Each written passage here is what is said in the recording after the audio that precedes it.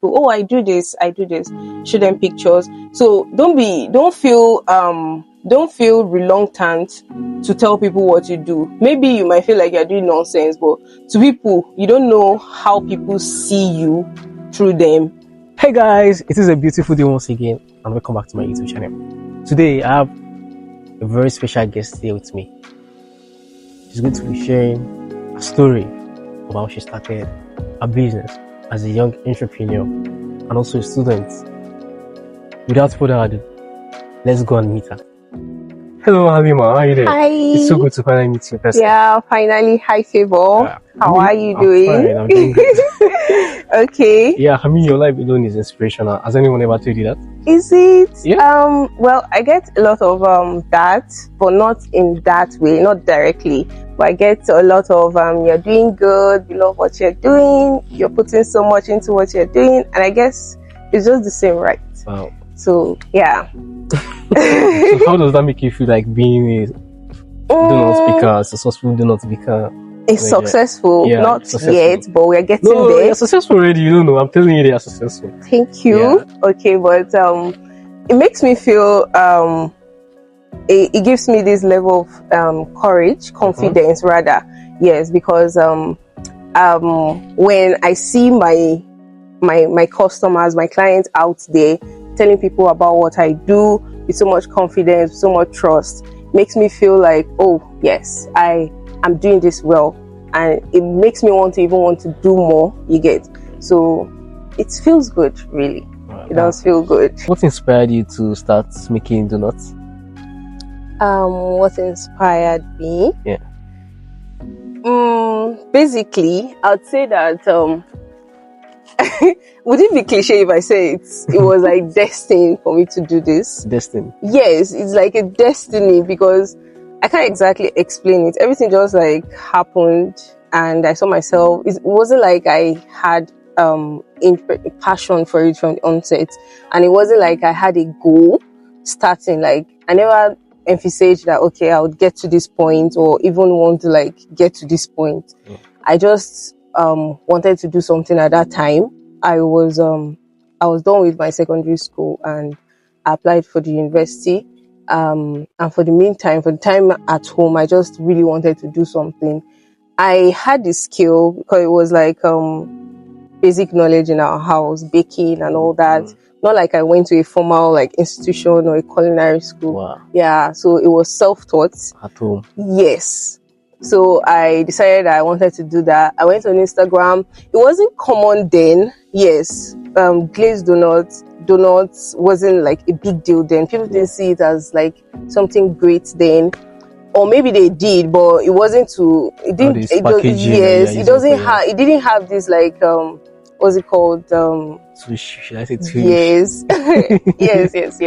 So I went online. I had this person that was following, yeah, and I followed like consistent, watching her, what she did, and I thought that okay, I wanted to do this. So yeah, I guess it was just idleness or boredom was if that is enough reason, I would say that was what pushed me. So yeah, that was it, and I'm here now. Okay, so are you enjoying it? Definitely. Baking, my business generally is therapy for me, to be very honest, because there are days where I maybe after working for weeks back to back, and I feel really overwhelmed that I want to take a break, and eventually when I do, and I find myself like sitting doing nothing, I just feel like my life is not complete. Like is this you? Yeah, like what else can you do with your life aside this? Like I just feel more myself, more complete doing what I do, honestly. Aside the money, even the money is like major. It's the major reason, but really I enjoy doing it, like to the tiniest bit. I enjoy it, every process. So how long have you been into this business? I think getting to the 7th year. 7th year, wow. Yeah. So I started in 2017, or like the official date. I started in 2017. Yeah. So. But you're doing great too. Thank you very much. Thank you. How do you balance school to get into business? Oh my god, that question is I still have not gotten an answer to that, because aside people asking, I ask myself, how do I do it? Yeah. It's all God. Honestly, it's not within my capability, but you see, there's really no balance, except if someone wants to lie to you. There's no balance. One has to suffer, and you have to prioritize one over the other. You get? And for now, what's it called? My major focus is my academics. So everything is by the way. Even though, yes, I give in so much to my business, but I have to still remember that school comes first. However, there are so many other things that suffers for that, because as it is, I don't have a social life. And I'm not sorry really, because I know that, okay, my business has brought me out to many people. Is a blessing in that aspect, but every other way, socializing, meeting out with friends, and having fun, going out like that, it suffers. But school is just like me giving myself a mental note that you have to do this, even though this business you love to do it, is a passion. You know that you have to complete this stage of your life before you can fully diverge into the whole baking stuff. So yeah, that's it. So to the young viewers watching us right now, what advice would you like to give to them now to probably start as a baker in the donuts line that you're in? Okay, I feel like whatever I would say now, it's not going to be new compared to what we've been seeing online, motivational quotes. If I talk now, they'll say I'm a motivational speaker. I'm not a motivational speaker. I've not gotten where I plan on getting. I'm not even halfway there. But I would say what brought me this far is consistency. Yeah. I pushed for what I wanted. Even though I never really had a picture of what I want in the future when I started.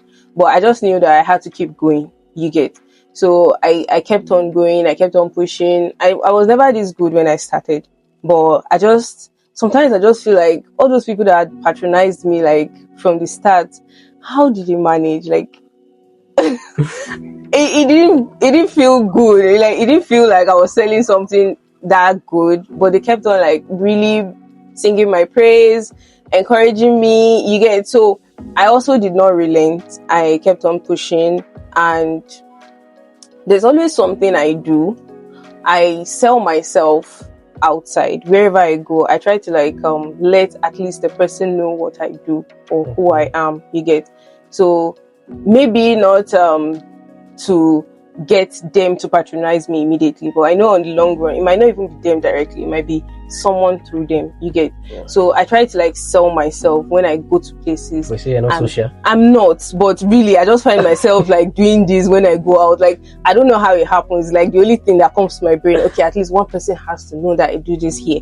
So I look for that person, initiate conversation, and I see myself telling people, oh, I do this, show them pictures. So don't feel reluctant to tell people what you do. Maybe you might feel like you're doing nonsense, but to people, you don't know how people see you through them. Some people see you, you might feel like you are not growing, but when people see you, they admire you and some would want to even be like you, and you have no idea. So just keep doing what you are doing. Don't feel shy of your hustle. Basically, don't feel shy. Nobody will feed you. Only you are there for yourself. So push, keep going. And one other thing is try to improve on whatever skill you are into. No matter how good you are, don't feel like you know it to all. There are people that are better than you. Seek knowledge, seek mentorship. Just look for someone that deep down. You could actually lie to people, but you cannot lie to yourself. Yeah. You know when someone is better than you. Seek mentorship, follow them, watch them closely, know what they are doing different from what you are doing. Not exactly copy them. You can use their strategy, re-strategize and make your own. Just like I've taken so many online courses on what I do, based on what I do. But after every online course, I never for once take their recipe and implement it in my work directly. I twitch it and make it into my own recipe. You get? So copying is not exactly fancy, to be very honest. If you ask me, it's not fancy. Make your own identity, yes, and let people, and that will be what would make you stand out and make people want to see you. You get? If you do regular, they'll know, oh, she does the same thing as this person. But if you are standing out, if you're different, people would want to look for you, regardless of the numerous options they have. Sure. So they will definitely look for you. So that's it, basically. Do you have a signature donut? Or what signature donut is your favorite? Signature donut. Yeah.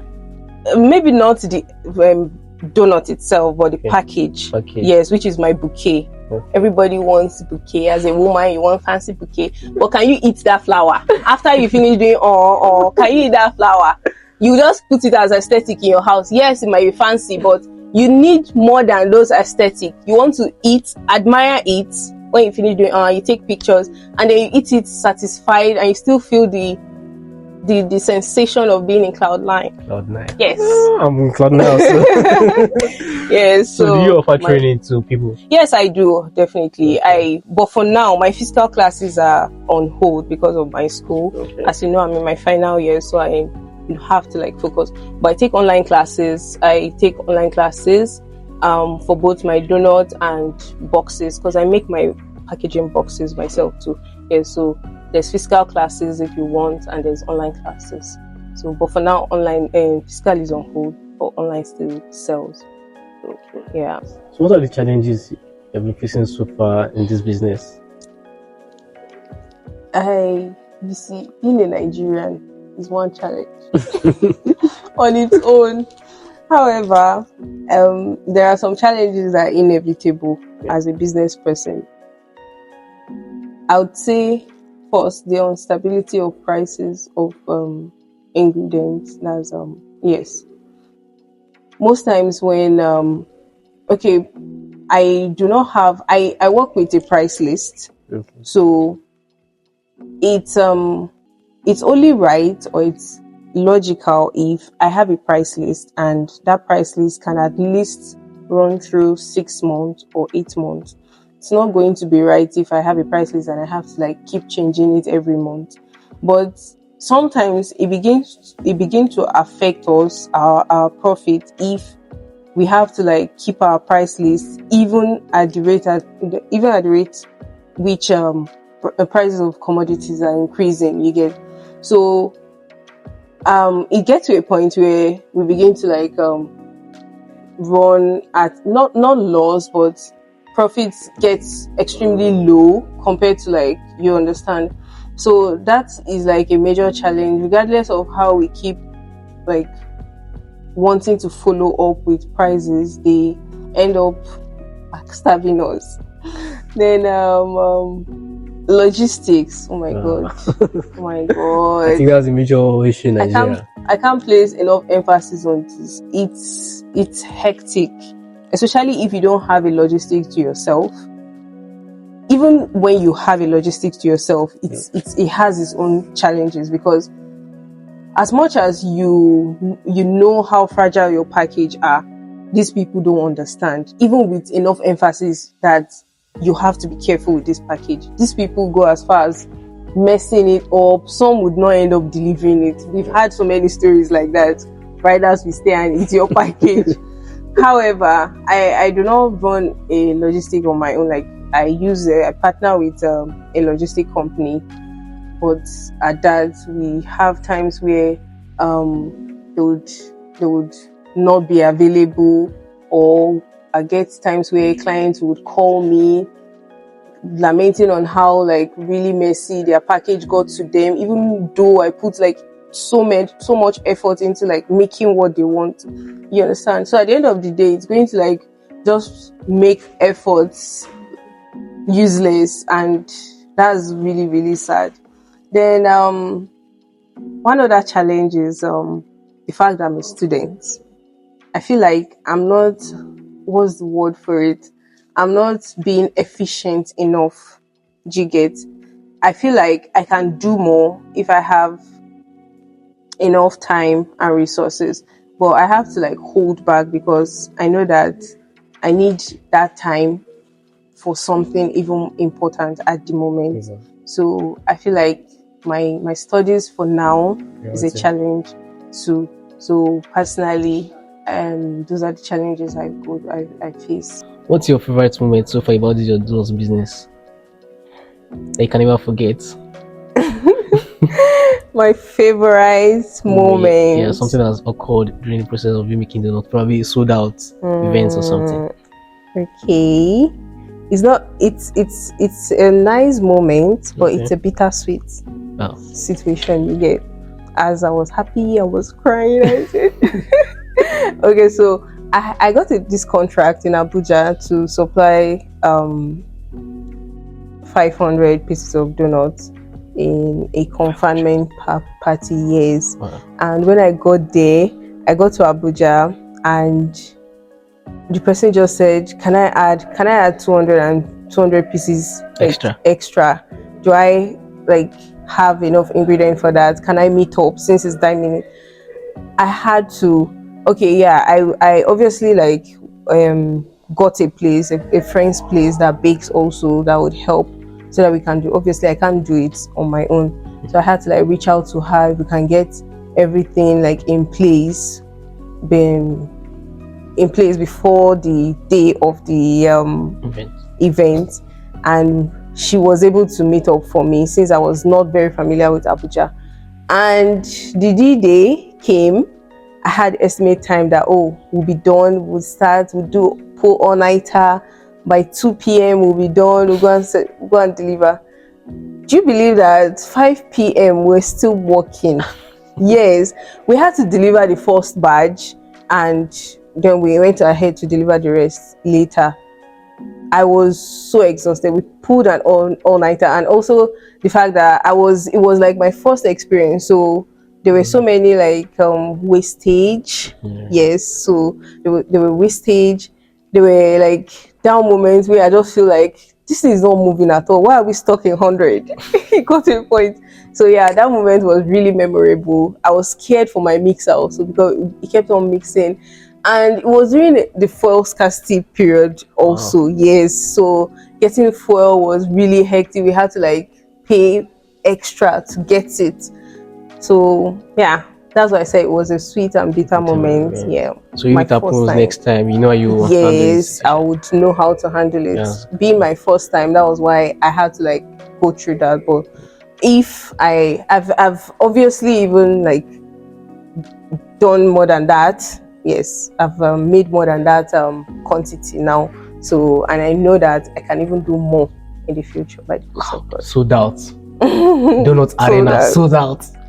So, for people out there that want to probably get patronage from you, how did they get in contact? Okay, we're on Instagram as Haleemah's Donuts. Haleemah is Haleemah with a S, then Doughnut. Then we're on Snapchat as Donuts, that's mother of all adorable donuts. UMMUGONUT. Then we're on WhatsApp, we're on Twitter, you can reach us there. So anywhere, we're active to take your order. Active. So guys, we've come to the end of this video. I don't know, Haleemah, do you have anything else to like chip in to our viewers watching us right now? Aside the fact that I was forced to do this video. Guys, she doesn't like camera. I enjoyed every bit of this. I'm glad I eventually gave in. Thank you, Favor, for having me. I guess we'll be seeing more, right? Yeah. So I hope you've been able to know a little bit about Haleemah. Haleemah's Donuts. Haleemah's Donuts. See you guys in the next video. Make sure you hit the like button, subscribe, share this video out to your friends. Yes. See you then.